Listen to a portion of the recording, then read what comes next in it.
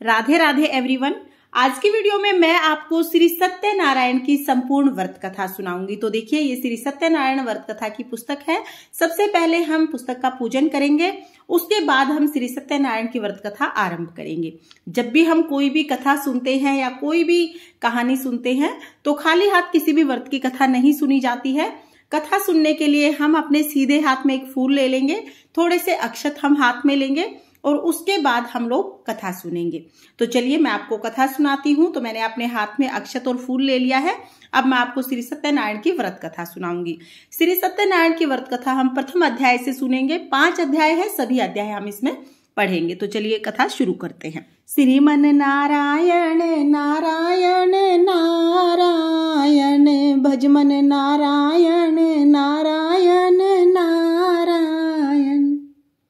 एक समय नैमिषारण्य तीर्थ में सौनकादिक 28,000 ऋषियों ने श्री सूत जी से पूछा, हे प्रभु, कलयुग में वेद विद्या रहित मनुष्यों को प्रभु भक्ति किस प्रकार मिलेगी और उनका उद्धार कैसे होगा? इसलिए हे मुनि श्रेष्ठ, कोई ऐसा तप कहिए जिससे थोड़े समय में ही पुण्य प्राप्त हो जाए तथा मनोवांछित फल मिले।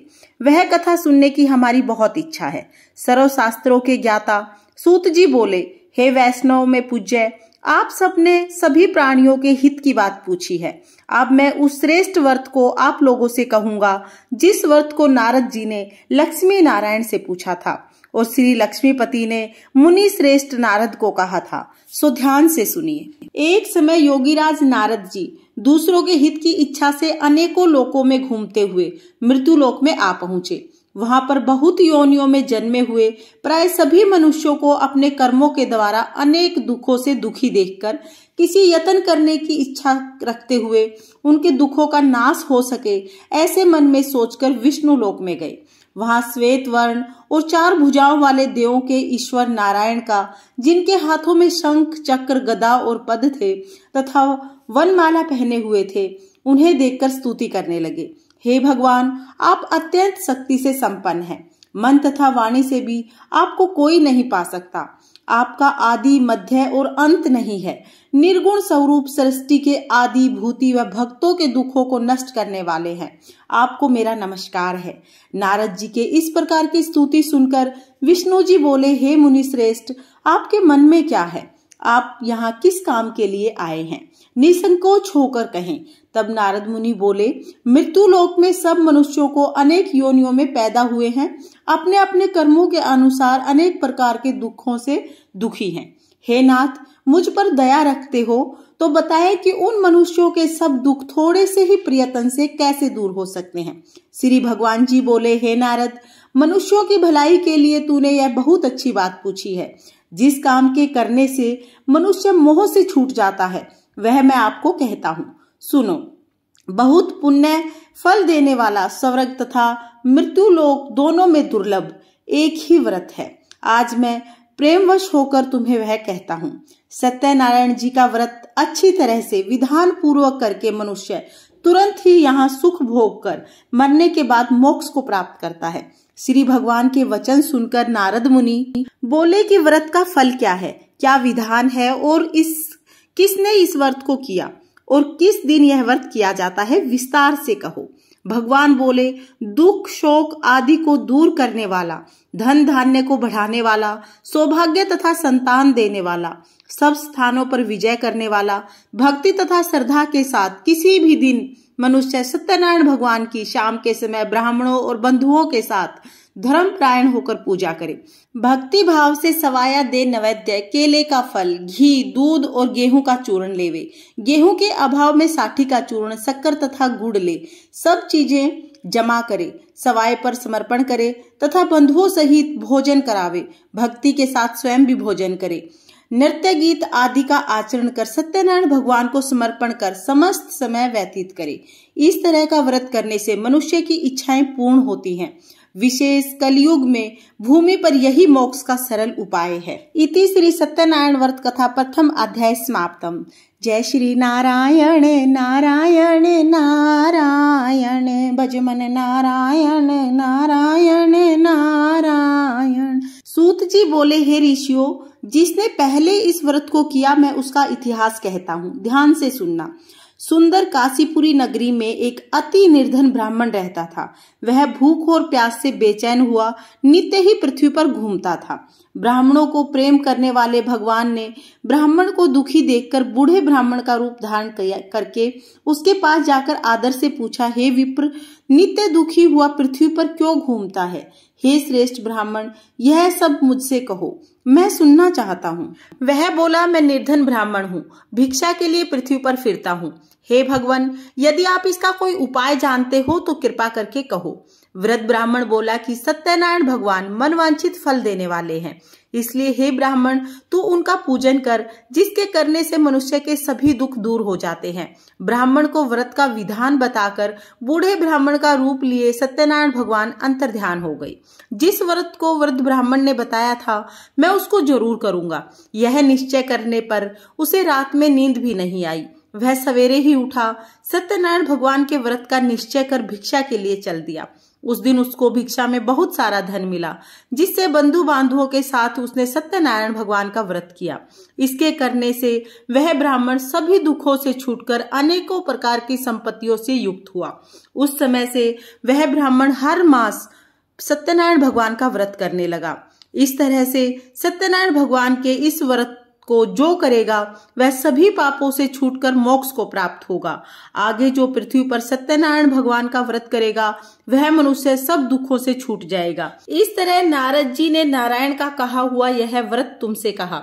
हे विप्रो, मैं अब और क्या कहूँ? ऋषि बोले, वह सब सुनना चाहते हैं, इसके लिए हमारे मन में श्रद्धा है। सूत जी बोले, हे मुनियों, जिसने इस व्रत को किया वह सब सुनो। एक समय वह ब्राह्मण धन और ऐश्वर्य के अनुसार बांधवों के साथ व्रत करने को तैयार हुआ। उसी समय एक लकड़ी बेचने वाला बूढ़ा आया और बाहर लकड़ियों को रखकर ब्राह्मण के मकान में गया। प्यास से दुखी होकर लकड़हारे ने उसको व्रत करते हुए देखा। लकड़हारे ने ब्राह्मण को नमस्कार करके कहा कि आप ये क्या कर रहे हैं और इसके करने से क्या फल मिलता है? कृपा करके आप मुझसे कहो। ब्राह्मण ने कहा, सब मनोकामनाओं को पूर्ण करने वाला यह सत्यनारायण भगवान का व्रत है। इसकी कृपा से मेरे यहाँ धन धान्य आदि में वृद्धि हुई है। ब्राह्मण के इस व्रत के बारे में जानकर लकड़हारा बहुत ही प्रसन्न हुआ।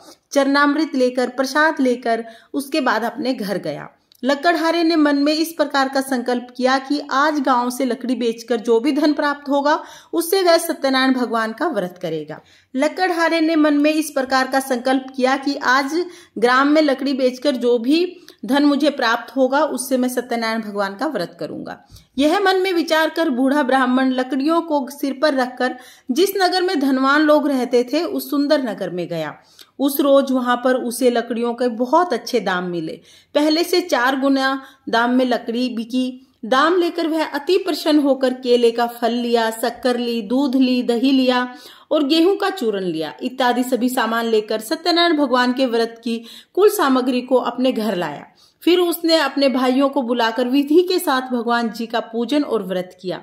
उस व्रत के प्रभाव से बूढ़ा लकड़हारा धन पुत्र आदि से युक्त हुआ और समस्त सुख भोग कर अंत में बैकुंठ को चला गया। इति श्री सत्यनारायण व्रत कथा 2 अध्याय समाप्तम। श्रीमन नारायण नारायण नारायण भजमन नारायण नारायण नारायण। सूत जी बोले, हे मुनि श्रेष्ठ, अब आगे की कथा कहता हूँ, सुनो। पहले समय में उल्कामुख नाम का एक बुद्धिमान राजा था। वह सत्यवक्ता और जितेंद्रिय था। प्रतिदिन देव स्थानों में जाता तथा गरीबों को धन देकर उनके कष्ट दूर करता था। उसकी पत्नी कमल के समान मुख वाली सती साध्वी थी। भद्रशिला नदी के तट पर उन दोनों ने सत्यनारायण देव का व्रत किया। उस समय में वहां पर एक साधु वैश्य आया।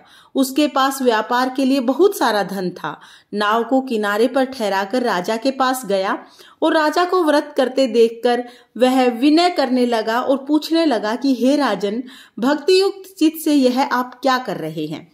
मेरी सुनने की इच्छा है, यह आप मुझे बताइए। राजा बोला, हे साधु, अपने बांधुओं के साथ पुत्र आदि की प्राप्ति के लिए यह महाशक्तिशाली सत्यनारायण भगवान का व्रत और पूजन किया जा रहा है। राजा के वचन सुनकर साधु आदर के साथ बोला, हे राजन, मुझसे इसका सब विधान कहो। मैं भी आपके कहे अनुसार इस व्रत को करूंगा। मेरी भी कोई संतान नहीं है। इस व्रत को करने से निश्चय ही मुझे संतान की प्राप्ति होगी। राजा से सब विधान सुन व्यापार से निवृत्त हो आनंद के साथ घर गया। साधु ने अपनी स्त्री से संतान देने वाले उस व्रत का समाचार सुनाया और कहा कि जब मेरे संतान होगी तब मैं इस व्रत को करूंगा। साधु ने ऐसे वचन अपनी स्त्री लीलावती को कहे। एक दिन उसकी स्त्री लीलावती पति के साथ आनंदित हो सांसारिक धर्म में परिवर्तित होकर सत्यनारायण भगवान की कृपा से गर्भवती हो गई तथा 10वें महीने में उसने एक सुंदर कन्या को जन्म दिया। दिन दिन वह कन्या इस तरह बढ़ने लगी जैसे शुक्ल पक्ष का चंद्रमा बढ़ता है। कन्या का नाम कलावती रखा गया। जब लीलावती ने मीठे शब्दों में अपने पति से कहा कि आपने जो संकल्प किया था कि आप भगवान सत्यनारायण का व्रत करेंगे, आप उसे करिए। साधु बोले, हे प्रिय, इसका विवाह करूंगा, उस समय मैं सत्यनारायण भगवान का व्रत करूंगा। अपनी पत्नी को आश्वासन दे वह नगर को गया। कलावती पितृगृह में वृद्धि को प्राप्त हो गई। साधु ने जब नगर में सखियों के साथ अपनी पुत्री को देखा तो तुरंत ही दूत बुलाकर कहा कि पुत्री के वास्ते कोई सुयोग्य वर देख कर लाओ। साधु की आज्ञा पाकर दूत कंचन नगर पहुंचे और वहां पर बड़ी खोज करके और देखभाल कर लड़की के वास्ते सुयोग्य वर देखा। उस सुयोग्य लड़के को देखकर साधु ने अपने भाई बंधुओं सहित प्रसन्नचित्त मन से अपनी पुत्री का विवाह उसके साथ कर दिया, किंतु दुर्भाग्य से विवाह के समय भी व्रत करना भूल गया। तब श्री भगवान नारायण क्रोधित हो गए और श्राप दिया कि तुम्हें दारुण दुख प्राप्त होगा। अपने काम में कुशल साधु बनिए अपने जामात सहित समुद्र के समीप रतनपुर नगर में जा पहुंचे और वहां दोनों ससुर जमाई चंद्रकेतु राजा के नगर में पहुंच गए और व्यापार करने लगे।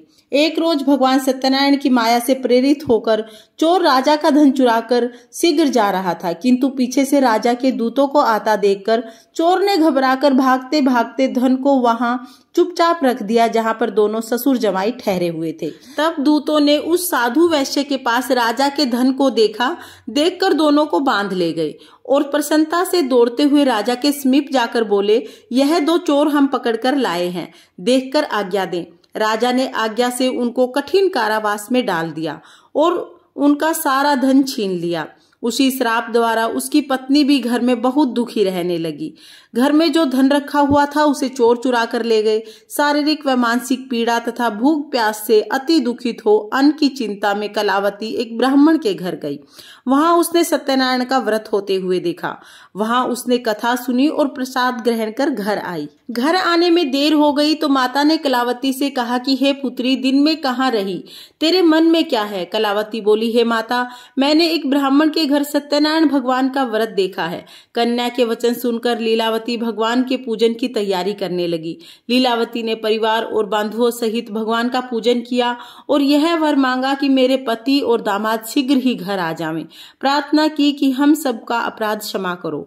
सत्यनारायण भगवान इस व्रत से संतुष्ट हो गए और राजा चंद्रकेतु को स्वप्न में दिखाई दिए और कहा कि हे राजन, दोनों बंधी वैश्य प्रातः ही छोड़ दो, उनका सब धन उन्हें वापिस दो, वरना मैं तुम्हारा नाश कर दूंगा। राजा को ऐसा वचन सुनाकर भगवान अंतर्ध्यान हो गए। प्रातःकाल राजा चंद्रकेतु ने सभा में अपना स्वप्न सुनाया। अब दोनों वर्णिक पुत्रों को कैद से मुक्त करा सभा में बुलाया। दोनों ने आते ही राजा को नमस्कार किया। राजा ने मीठे शब्दों से कहा, हे महानुभाव, भाग्यवश ऐसा दुख आपको प्राप्त हुआ है, अब कोई भय नहीं है। ऐसा कहकर राजा ने उनको नए नए वस्त्राभूषण पहनाए तथा उनका जितना धन था उससे 2 गुना धन देकर उन्हें विदा किया। दोनों वैश्य अपने घर को चले गए। इति श्री 3य अध्याय समाप्तम।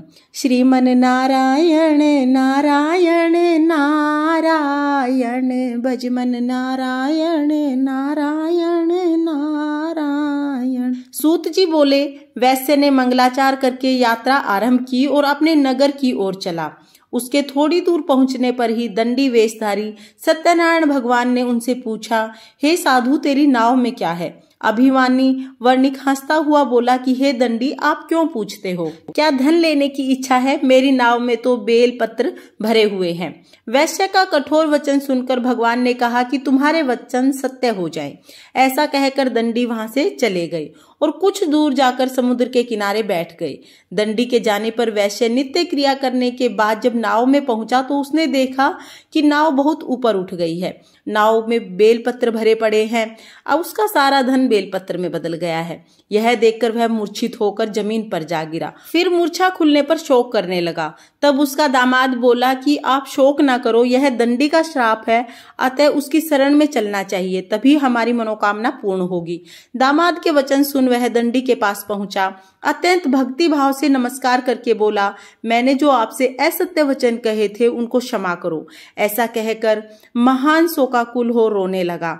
तब दंडी भगवान बोले, हे वर्णिक पुत्र, मेरी आज्ञा से बार बार तुम्हें दुख प्राप्त हुआ है। मैं तेरी पूजा से विमुख हुआ हूँ। साधु बोला, हे भगवान, आपकी माया से मोहित हो ब्राह्मण आदि भी आपके रूप को नहीं जान सकते। मैं अज्ञानी कैसे पहचान सकता हूँ? आप प्रसन्न हो जाएं, मैं सामर्थ्य के अनुसार आपकी पूजा करूंगा। मेरी रक्षा करो और पहले के समान नौका में धन भर दो। उसकी भक्ति युक्त वचन सुनकर भगवान प्रसन्न हो गए। उसकी इच्छा अनुसार वर देकर अंतर्ध्यान हो गए। तब उन्होंने नाव में जाकर देखा तो नाव धन से परिपूर्ण थी। फिर वह भगवान सत्यदेव का पूजन कर साथियों सहित अपने नगर को चला। जब वह अपने नगर के निकट पहुंचा तब दूत को अपने घर भेजा। दूत ने साधु के घर जाकर उसकी पत्नी को नमस्कार कर कहा कि साधु अपने दामाद सहित इस नगर के समीप आ गए हैं। ऐसा सुन सती ने बड़े हर्ष के साथ सत्यदेव का पूजन कर पुत्री को कहा कि मैं अपने पति के दर्शन करके आती हूँ, तू कार्य पूर्ण करके शीघ्र आना। माता के वचन सुनकर कलावती प्रसाद छोड़कर पति के पास गई। प्रसाद की अवज्ञा करने के कारण सत्यनारायण भगवान रुष्ट हो उसके पति को नाव सहित डुबा दिया। कलावती अपने पति को न देखकर रोती हुई जमीन पर गिर गई। इस तरह नौका को डूबा हुआ तथा कन्या को रोता देख साधु दुखी हो गए। हे प्रभु, मुझसे या मेरे परिवार से कौन सी भूल हुई है, उसे क्षमा करें। उसके दीन वचन सुनकर सत्यदेव भगवान खुश हो गए और आकाशवाणी की, हे साधु, तेरी कन्या मेरे प्रसाद को छोड़कर आई है, इसलिए इसका पति अदृश्य हुआ है। यदि वह घर जाकर प्रसाद खाकर लौटे तो इसे पति अवश्य मिलेगा। आकाशवाणी से ऐसा सुनकर कलावती ने घर पहुंचकर प्रसाद खाया। फिर उसने आकर अपने पति के दर्शन किए। तब वैश्य परिवार के सब लोग बहुत प्रसन्न हुए। फिर साधु ने बंधु बांधवों सहित सत्यदेव का विधि पूर्वक पूजन किया। उस दिन से हर पूर्णिमा व हर संक्रांति को सत्यनारायण का पूजन करने लगा। फिर इस लोक में सभी सुखों को भोग कर अंत में स्वर्ग को गया। श्रीमन नारायण नारायण नारायण, भजमन नारायण नारायण नारायण। सूत जी बोले, हे ऋषियों, मैं और भी एक कथा कहता हूँ, सुनो। प्रजा पालन में लीन तुंगध्वज नाम का एक राजा था। उसने भी भगवान का प्रसाद त्याग कर दुख पाया था। एक समय वन में जाकर पशुओं को मारकर बड़ के पेड़ के नीचे आया। उसने भक्ति भाव से ग्वालों को बंधुओं सहित सत्यनारायण जी का पूजन करते हुए देखा। राजा देखकर भी अभिमानवश वहां नहीं गया और ना ही नमस्कार किया। जब ग्वालों ने भगवान का प्रसाद उनके सामने रखा तो वह प्रसाद को त्याग कर अपनी सुंदर नगरी को चला गया। वहां उसने अपना सब कुछ नष्ट पाया तो वह जान गया कि यह सब कुछ भगवान ने किया है। तब वह विश्वास कर ग्वालों के समीप गया और विधि पूर्वक पूजन कर प्रसाद खाया तो सत्यदेव की कृपा से सब पहले जैसा हो गया तथा सुख भोग करके स्वर्गलोक को गया। जो मनुष्य इस परम दुर्लभ व्रत को करेगा, भगवान की कृपा से उसे धन धान्य की प्राप्ति होगी। निर्धन धनी हो जाता है, बंधी बंधन से मुक्त होकर निर्भय हो जाता है, संतानहीनों को संतान प्राप्त होती है, सभी मनोरथ पूर्ण करके अंत में वैकुंठ धाम की प्राप्ति होती है। जिन्होंने पहले इस व्रत को किया उनके दूसरे जन्म की कथा कहता हूँ। वृद्धस्तानंद ब्राह्मण सुदामा का जन्म लेकर मोक्ष को पा गया। उनका मुख नाम का राजा दशरथ होकर वैकुंठ को प्राप्त हुआ। साधु नाम के वैश्य ने मोरध्वज बनकर अपने पुत्र को आरे से चीरकर मोक्ष को प्राप्त किया। महाराजा तुंगध्वज ने स्वयं होकर भगवान के भक्ति युक्त कर्म कर मोक्ष को प्राप्त किया। इति श्री सत्यनारायण व्रत कथा समाप्तम। श्रीमन नारायण नारायण नारायण, भजमन नारायण नारायण नारायण। कथा सुनने के बाद जो हमने हाथ में चावल और फूल लिया था, ये हम सत्यनारायण भगवान को समर्पित करेंगे और इस तरह से हमारी सत्यनारायण व्रत कथा पूर्ण होती है। दोस्तों, अगर आपको श्री सत्यनारायण भगवान की ये संपूर्ण व्रत कथा पसंद आई हो तो वीडियो को लाइक करना और चैनल को सब्सक्राइब करना। देखने के लिए बहुत बहुत धन्यवाद। जय श्री नारायण। राधे राधे।